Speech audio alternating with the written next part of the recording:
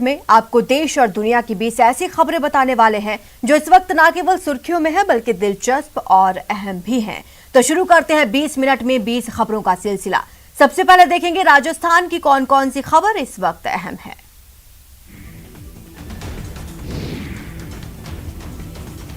जब लालच का भूत सवार होता है तो आदमी की मति हर लेता है।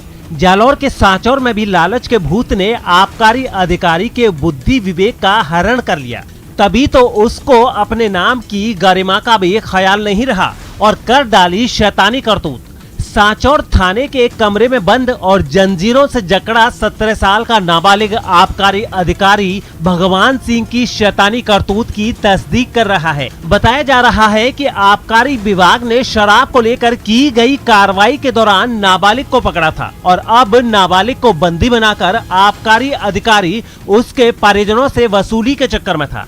इतना ही नहीं, कार्रवाई के दौरान पकड़ी गई शराब से महफिल सज रही थी। सांचौर एसडीएम ने इस मामले को गंभीरता से लेते हुए उच्च अधिकारियों को इसकी पूरी जानकारी भेजी है।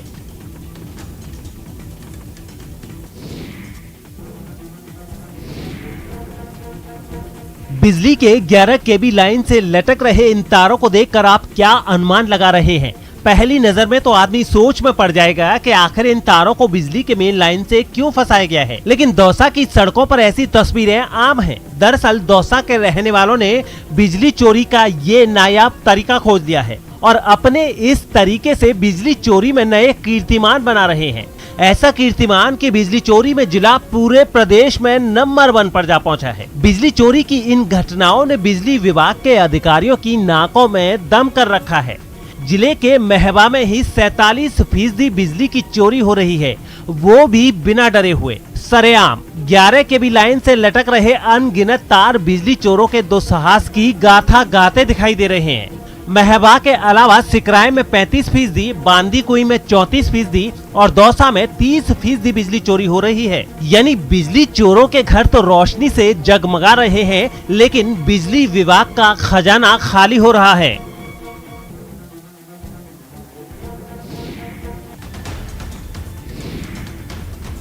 है तो सुहागिन, लेकिन बदन पर लिपटी साड़ी सफेद। महिला बंदियों के लिए ये किसी अभिशाप से कम नहीं, लेकिन राजस्थान की जेलों में अब ऐसा नहीं होगा। जी हाँ, प्रदेश की जेलों में बंद महिला बंदियों को अब 30 जून से सफेद साड़ी पहनने का दंश नहीं झेलना पड़ेगा। अजमेर में जेल डीजी राजीव दासोत ने इस बात का ऐलान किया और बताया कि 30 जून के बाद महिला बंदी हल्के आसमानी रंग की साड़ी में नजर आएंगी। बंदी कल्याण को लेकर चल रहे कई नवाचारों के बीच भारतीय संस्कृति में महिलाओं को सफेद साड़ी में अलग नजरिए से देखा जाता है और इसी को बदलते हुए जेल विभाग ने ये फैसला लिया है। इसके साथ ही जयपुर की तर्ज पर अजमेर में भी 2 पेट्रोल पंप शुरू किए जा रहे हैं, जिसका संचालन बंदी ही करेंगे। जयपुर में संचालित पेट्रोल पंप से विभाग को हर महीने 10 लाख का मुनाफा हो रहा है, जिससे उत्साहित होकर अब अजमेर में भी इसकी शुरुआत की जा रही है। राजस्थान की संस्कृति में और भारतीय संस्कृति में सफेद साड़ी विधवाएं पहनती हैं। इस बात को हमने महसूस किया, उन महिला बंदनियों के दर्द को हमने महसूस किया। हम ये घोषणा कर रहे हैं कि राजस्थान की सभी महिला बंदनियों की जो यूनिफॉर्म है वो सफेद साड़ी के स्थान पर हल्के नीले रंग की स्काई ब्लू कलर की साड़ी रहेगी और इससे निश्चित रूप से एक सकारात्मक ऊर्जा का संचार होगा।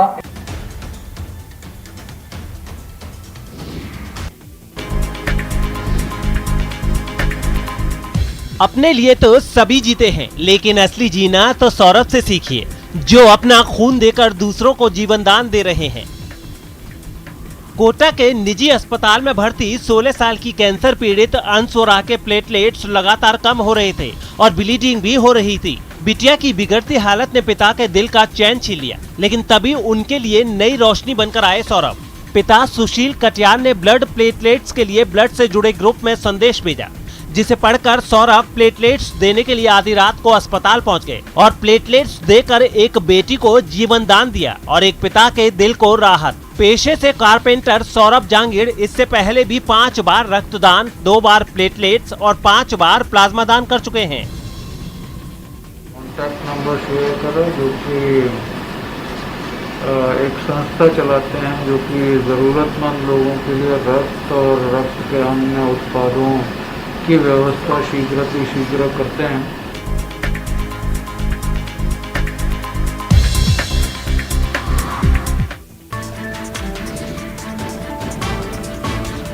आप फुटबॉल को अपनी उंगलियों पर कितनी देर तक नचा सकते हैं? छोड़िए नचाने की बात, उंगलियों पर कितनी देर रख सकते हैं? यही कोई 5 से 10 सेकंड। लेकिन झालावाड़ के नक्षत्र की प्रतिभा देखकर आपके मुंह से निकल पड़ेगा, इसे ही कहते हैं उंगलियों पर नचाना। जी हाँ, जिले के झालरापाटन के गिंदौर इलाके के 13 साल के नक्षत्र ने अपनी उंगलियों पर पूरे 2 मिनट 15 सेकंड तक फुटबॉल नचाकर रिकॉर्ड बना दिया है। उन्होंने महाराष्ट्र के सुनील आदित्य जादव के 1 मिनट 8 सेकंड के रिकॉर्ड को करीब दोगुने समय से ध्वस्त कर दिया। नक्षत्र शर्मा का नाम अब इंडिया बुक ऑफ रिकॉर्ड्स और एशिया बुक ऑफ रिकॉर्ड्स में दर्ज हो गया है। नक्षत्र कहते हैं कि पहले उसे नहीं पता था कि फुटबॉल को उंगली पर किस तरह घुमाया जाता है, लेकिन खेल खेल में ही ये उसकी आदत बन गई और इस आदत ने उसका नाम रिकॉर्ड बुक में दर्ज करा दिया। नक्षत्र की इस उपलब्धि पर पूरे परिवार में खुशी का माहौल है। पहले बहुत कम घूमती थी, लगभग 8 से 10 सेकंड तक। फिर मैंने इसका टाइम बढ़ाना चालू करा, फिर ये टाइम मेरी प्रैक्टिस से बढ़ता गया और आज ये है कि मैं इसको 2 से 3 मिनट तक घुमा सकता हूँ। काफ़ी मेहनत की और रिजल्ट आपके सामने है। जो प्रयास इसने किए उसका परिणाम सामने आया कि ये लगभग 2 से 3 मिनट उसको घुमा लेता है।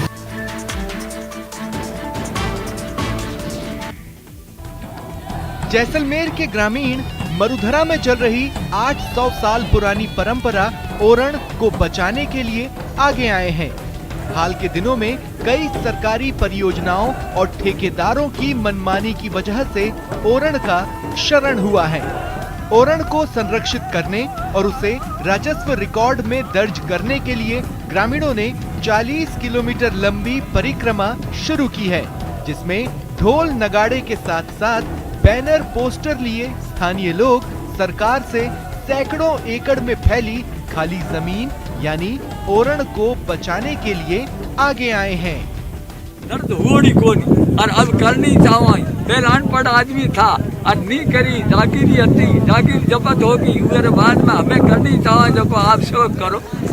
आज तो 100-150 आदमी भेड़ा और ये आज नहीं सुनाई नहीं हुई तो लाख आदमी में भेड़ा हो और पुकार कर। और अब देख लेते हैं कुछ अन्य राज्यों की खबरें। हिमाचल प्रदेश के भुंतर एयरपोर्ट के बाहर बुधवार को उस समय बवाल मच गया जब सीएम जयराम ठाकुर के पर्सनल सिक्योरिटी ऑफिसर और कुल्लू एसपी आपस में ही भिड़ गए, वो भी इस कदर कि दोनों के बीच लात घूंसे तक चल गए। खबरों के मुताबिक केंद्रीय परिवहन मंत्री नितिन गडकरी और सीएम का काफिला मनाली जा रहा था, तभी भुंतर एयरपोर्ट के बाहर 4 लेन प्रभावित किसानों ने उन्हें रोक दिया। इस बात को लेकर सीएम के सिक्योरिटी ऑफिसर और कुल्लू एसपी के बीच झड़प हो गई। पहले एसपी गौरव सिंह ने पीएसओ बलवंत सिंह को थप्पड़ मारा तो बलवंत ने भी एसपी को लात से 2-3 बार मारा। पूरे घटनाक्रम के दौरान सीएम का काफिला वहीं मौजूद था। जैसे ही दोनों अफसरों के बीच हाथापाई हुई, प्रदर्शन कर रहे लोग सीएम के काफिले की तरफ बढ़ गए। इस दौरान अन्य पुलिस कर्मियों ने मामले को संभाला और प्रदर्शनकारियों को रोककर सीएम के काफिले को आगे रवाना किया। पूरे मामले पर मुख्यमंत्री जयराम ठाकुर ने कहा कि भुंतर में जिला कुल्लू पुलिस के कप्तान और सीएम सुरक्षा अधिकारी के बीच हुए मामले को लेकर जांच कमेटी बैठा दी गई है। हमने इंक्वायरी का ऑर्डर दिए हैं कि हमने कहा कि 3 दिन के अंदर रिपोर्ट दीजिए, एक्शन करेंगे जो कार्रवाई होगी।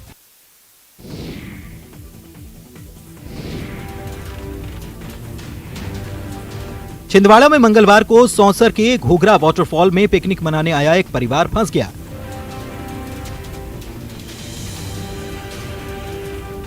पहाड़ी इलाके में हुई बारिश के कारण यहां वाटरफॉल में जल स्तर अचानक बढ़ गया।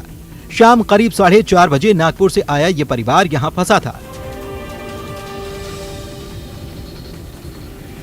इस परिवार को फंसा देख आसपास के ग्रामीणों ने प्रशासन को इसकी खबर की और फिर शुरू हुआ रेस्क्यू ऑपरेशन। इस रेस्क्यू ऑपरेशन को पूरा करने में प्रशासन और गोताखोरों की टीम को पूरे 5 घंटे लग गए। तब तक काफी अंधेरा हो चुका था। इस दौरान परिवार के लोग डरे सहमे थे। 12 सदस्यीय इस परिवार में छोटे छोटे बच्चे भी पिकनिक मनाने के लिए यहाँ पहुंचे थे। आखिरकार जल स्तर के घटने के बाद प्रशासन की टीम और गोताखोरों ने रस्सी आदि की मदद से इस परिवार को उफनते पानी के बीच निकाल लिया।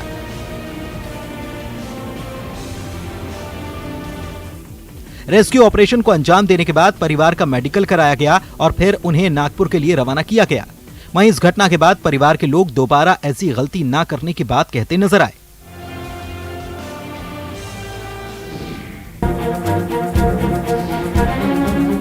गहना खरीदना तो बहाना था, असली मकसद तो चुराना था। मुंबई के मंगल मूर्ति ज्वेलर्स ने जब एक एक कर 3 महिला ग्राहकों को दुकान में आते देखा तो गहने बिक्री की आस जगी, लेकिन उसे क्या पता था कि ये गहने खरीदने नहीं बल्कि उसे चूना लगाने आई हैं। उनमें से एक महिला दुकानदार से पहले नाक का गहना दिखाने को कहती है, फिर पायल, और जैसे ही दुकानदार एक पायल का वजन करने के लिए गया वैसे ही एक महिला ने दूसरी पायल चोरी कर साड़ी में छुपा ली और बिना खरीदारी के ही दुकान से निकल पड़ी। थोड़ी देर बाद दुकानदार को दूसरी पायल की याद आई, लेकिन वो पायल तो दुकान से निकल चुकी थी। दुकानदार ने जब सीसीटीवी फुटेज चेक किया तो माथा पीट लिया। हालांकि कांदिवली पुलिस ने तत्परता दिखाते हुए 2 आरोपी महिलाओं को गिरफ्तार कर लिया। पुलिस के मुताबिक ये महिलाएं नासिक से मुंबई आती हैं और ज्वेलरी खरीद के बहाने दुकानदारों को झांसा देकर चोरी कर फरार हो जाती हैं। 2015 में चोरी करके उनका रिकॉर्ड मिला है और ये पर्टिकुलर अपना एरिया कहाँ रहते क्या रहते उसका पता नहीं बताते। अभी उन्होंने बताया कि हम बोरेली रेलवे स्टेशन फुटपाथ पे रहते हैं और जब 2015 का केस भी हमने फाइंड आउट किया तो वो लोगों ने भी उधर मानकुर्द रेलवे स्टेशन का पता दिया था।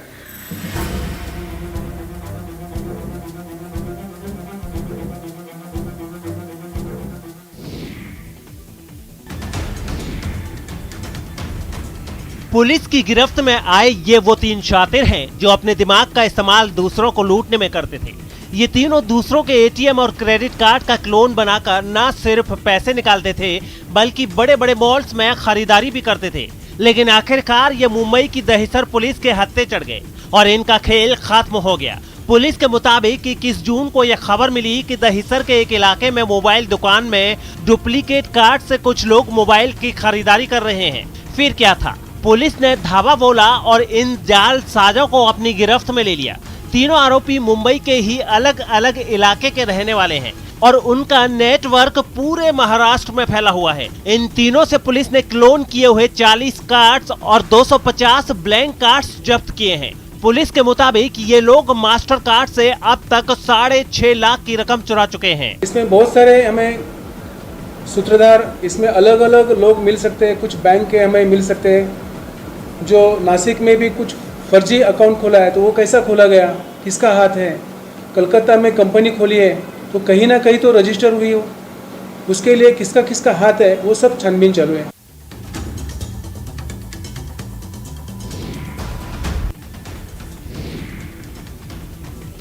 हमारा सरकारी सिस्टम किस कदर लापरवाह और गैर जिम्मेदार हो गया है, उत्तराखंड की राजधानी देहरादून से आई ये तस्वीर बयां कर रही है। जिस दिलराज कौर ने अपनी प्रतिभा के दम पर कई लक्ष्यों को भेद दिया, वो सरकारी सिस्टम से पार नहीं पा सकी और हालात ऐसे आ गए कि 2 जून की रोटी जुटाने के लिए सड़क के किनारे चिप्स बेच रही हैं। दिलराज कौर ने अपनी शारीरिक कमियों पर पार पाते हुए भारत की पहली महिला दिव्यांग शूटर होने का गौरव हासिल किया, लेकिन उन्हें वो सम्मान नहीं मिला जिसकी वो हकदार थी। सम्मान तो छोड़िए, सरकार इस महिला शूटर को एक अदद नौकरी भी नहीं दे पाई ताकि वो अपना और अपनी मां का पेट पाल सकें। दिलराज कौर ने 2004 में शूटिंग शुरू की थी और 2017 तक उन्होंने नेशनल लेवल पर 28 गोल्ड, 8 सिल्वर और 3 ब्रॉन्ज मेडल जीते। झोली में इतनी सारी उपलब्धियां होने के बावजूद दिलराज को अपना पेट पालने के लिए चिप्स बेचने पड़ रहे हैं। बदनसीब दिलराज के पिता का लंबी बीमारी के बाद निधन हो गया, जबकि उनके भाई को भी काल के क्रूर हाथों ने जल्दी ही छीन लिया। ऊपर से लापरवाह सरकारी व्यवस्था। दिलराज का कहना है कि उन्होंने कई बार अपनी शैक्षिक योग्यता और उपलब्धियों का हवाला देकर सरकार से नौकरी भी मांगी, लेकिन किसी ने इस दिव्यांग शूटर का दर्द नहीं समझा और उन्हें उनके हाल पर छोड़ दिया। हम उम्मीद करते हैं कि दिलराज की दर्द भरी ये दास्तां सरकार तक जरूर पहुंचेगी और उनकी योग्यता और उपलब्धियों के साथ न्याय जरूर होगा।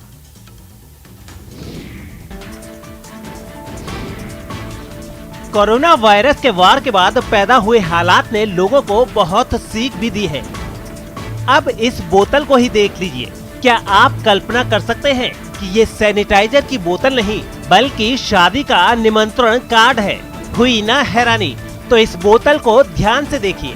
जिस पर शादी के कार्यक्रमों और वेन्यू से जुड़ी सारी जानकारियां छपी हुई हैं। यहाँ तक कि दूल्हा दुल्हन की तस्वीर भी है। सैनिटाइजर बोतल पर शादी का निमंत्रण कार्ड छपवाया है हरियाणा के फरीदाबाद के एक परिवार ने। कोरोना के इस संकट काल में परिवार ने अपने मेहमानों को न्योता देने का अनोखा तरीका निकाला। 1 जुलाई को होने वाली शादी के लिए सैनिटाइजर की बोतल पर ही निमंत्रण कार्ड छपवा डाला। इतना ही नहीं, परिवार वालों ने मिठाई की जगह मास्क बांटने का फैसला किया है। परिवार की ये अनोखी पहल एक संदेश है कि कोरोना से लड़ाई में हमें होशियार रहना है और सोशल डिस्टेंसिंग के साथ साथ मास्क और सैनिटाइजर का बराबर इस्तेमाल भी करते रहना है।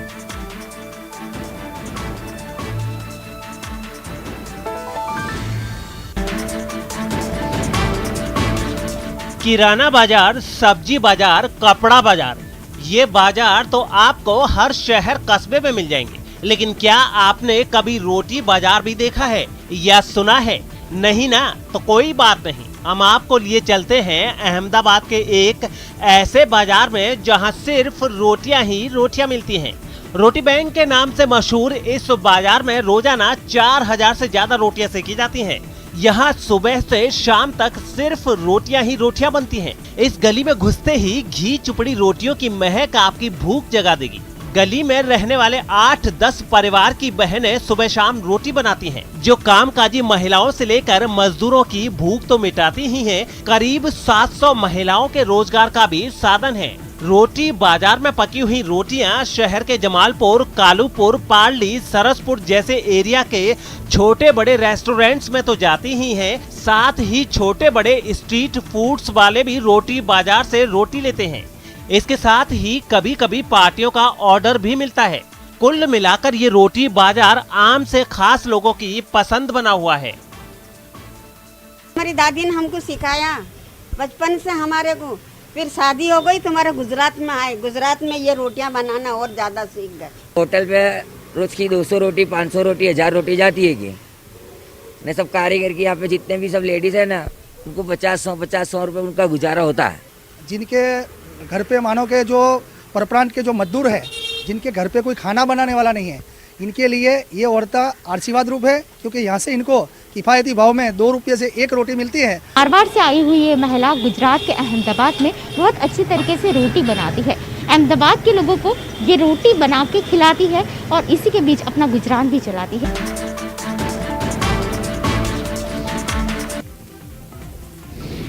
विश्व जीत के हाथ जब चलते हैं तो देखते ही देखते अद्भुत रचना साकार हो जाती है। जी हाँ, ओडिशा के पुरी के रहने वाले कलाकार विश्वजीत नायक ने देव स्नान पूर्णिमा के मौके पर एक अनोखी मूर्ति तैयार की है। विश्वजीत ने आइसक्रीम की स्टिक से भगवान जगन्नाथ के गणेश रूपी मूर्ति की रचना की है। चतुर्भुज गणेश रूपी भगवान जगन्नाथ की इस मूर्ति में उन्होंने सूंड के साथ साथ शंख, चक्र, गदा और वनमाला भी बड़े ही स्पष्ट तरीके से बनाई है।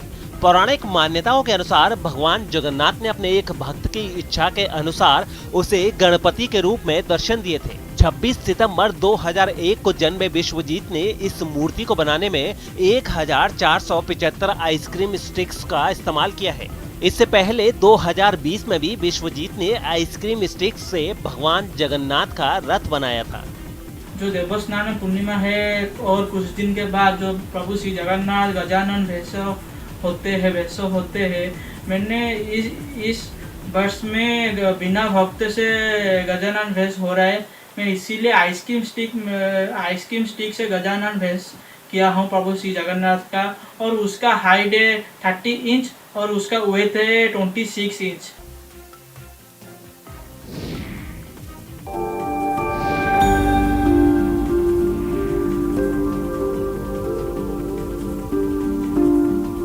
घोघाडीहा नगर पंचायत के कोने कोने का कूड़ा कचरा सॉलिड वेस्ट मैनेजमेंट यूनिट में जमा है और कचरे के उसी ढेर से बदलाव की इबारत लिखने में जुटी हैं घोघाडीहा की महिलाएं। कचरे के अंबार से कहीं इको ब्रिक तैयार हो रहा है तो कहीं उसी कूड़े से जैविक खाद बन रहा है, जिसका छिड़काव करने भर से बंजर जमीन सोना उगलने लगती है। एक तरफ कचरे के ढेर से नव निर्माण हो रहा है तो दूसरी दूसरी ओर नवनिर्माण के उसी केंद्र की दरों दीवारों पर उकेरी मिथिला पेंटिंग की रंग बिरंगी तस्वीरें आकर्षण का केंद्र बनी हुई हैं। इस जगह को लोग ऐसे देखने आए और इसको जो है ना एक पार्क के रूप में इसको वो विजिट करें, और इसलिए हमने जगह जगह पे जो ये मिथिलांचल का है तो मधुबनी पेंटिंग के रूप में इसमें वॉल पेंटिंग कराई है, और हम आगे भी कराएंगे इसको।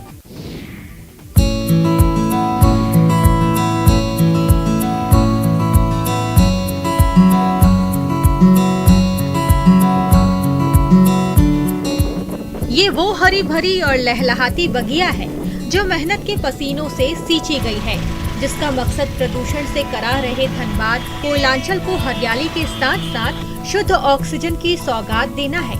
और ये वो बगिया भी है जिसे माँ से बिछड़े बेटे के जिद और जुनून ने बड़ा किया है। ये है रवि निषद। कुछ साल पहले दिल्ली की कॉरपोरेट कंपनी में मोटी तनख्वाह पर नौकरी करते थे। माँ बीमार पड़ी तो धनबाद लौटे, लेकिन प्रदूषण से हुई बीमारी ने माँ को छीन लिया। तब से ये लाल धनबाद को हरा भरा करने के लिए प्रदूषण की उसी कालिक से जंग लड़ रहे हैं, जिसने उनकी माँ को छीन लिया था। आपको लड़ाई करना है तो उन विषयों से लड़ाई करें जो आपके देश को खोखला कर रहा है, इस पर्यावरण और इस पृथ्वी को कमजोर बना रहा है।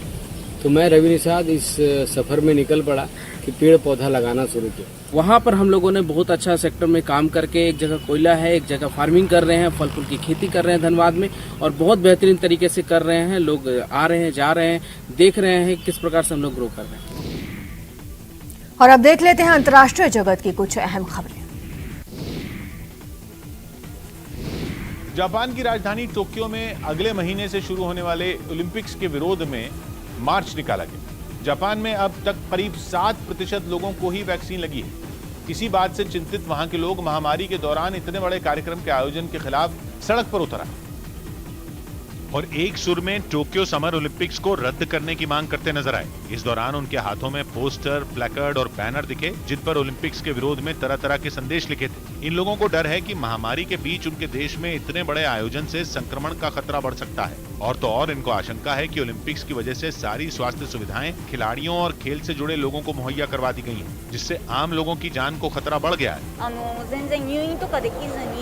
हालांकि प्रशासन का दावा है कि कोरोना को देखते हुए जरूरी सावधानी बरती जा रही है, जिसके मद्देनजर बाकायदा लॉटरी सिस्टम से दर्शकों का चुनाव किया जा रहा है। वहीं तमाम विरोध के बीच इंटरनेशनल ओलंपिक्स कमेटी के उपाध्यक्ष जॉन कोच और अन्य अधिकारियों ने वहां होने वाले ओलंपिक खेलों के वेन्यू पर पहुंचकर तैयारियों का जायजा लिया। जापान में ठीक एक महीने बाद ओलंपिक्स की शुरुआत होने वाली है, जबकि वहां लगभग 1,500 लोग अब भी रोज कोरोना की चपेट में आ रहे हैं और लोगों को डर है कि ओलंपिक खेलों में आने वाले विदेशी खिलाड़ियों के साथ कहीं वायरस की नई लहर भी ना आ जाए, जिससे बचने के लिए वैक्सीन का कवच भी जापान में बहुत कम लोगों के पास है, क्योंकि वहां वैक्सीन लगाने की शुरुआत देर से हुई। ब्राजील में सरकार आदिवासियों की जमीन के इस्तेमाल के लिए एक बिल लाई तो उस पर ऐसा बवाल हुआ कि सड़क पर संग्राम छिड़ गया। ब्राजील का संविधान आदिवासियों के लिए आरक्षित जंगल की जमीन पर व्यावसायिक गतिविधियों की इजाजत नहीं देता, लेकिन अगर ये बिल पास हुआ तो अमेज़न के जंगलों में अब तक अवैध तरीके से जो खनन और पेड़ों की कटाई हो रही है उसे कानून का कवच मिल जाएगा। इसलिए जैसे ही आदिवासियों को इस बिल की भनक लगी, उन्होंने राजधानी ब्रासिलिया में संसद के पास डेरा डाल दिया और फिर ऐसी तस्वीरें सामने आईं जो दुनिया में शायद ही इससे पहले कभी देखी गई। हाथों में बांस के डंडों से बनी ढाल और तीर कमान लेकर आदिवासी पुलिस से दो हाथ करने उतर गए। हालांकि इससे पहले आदिवासी एकदम शांति से बिल का विरोध कर रहे थे। तस्वीरों में वो पुलिस के आगे ही सड़क पर नाचते दिखे।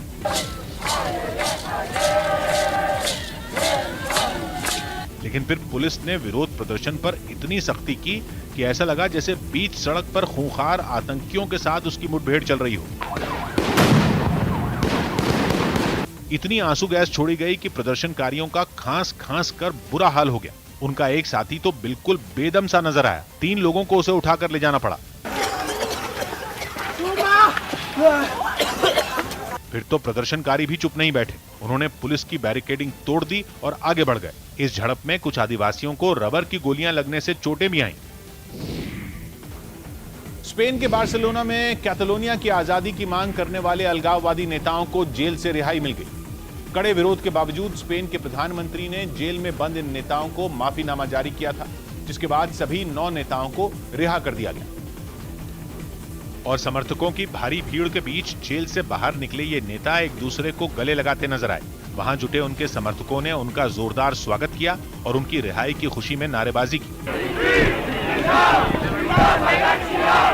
इस दौरान जेल के बाहर मीडिया वालों का भी हुजूम नजर आया, जिनके बीच जेल से रिहा हुए नेताओं की तस्वीरें खींचने की होड़ लगी दिखी। लेकिन उधर अलगाववादी नेताओं की रिहाई से नाखुश सैकड़ों लोगों ने सड़कों पर उतरकर सरकार के खिलाफ प्रदर्शन शुरू कर दिया। कड़ी सुरक्षा के बीच मार्च करते प्रदर्शनकारियों ने प्रधानमंत्री के फैसले के विरोध में खूब नारेबाजी की और अलगाववादी नेताओं पर रियायत बरतने वालों के खिलाफ आवाज उठाई। इस दौरान ये प्रदर्शनकारी हाथों में झंडों के साथ एक बड़ा सा बैनर पकड़े दिखे, जिस पर लिखा था, कोरोना की दूसरी लहर खतरनाक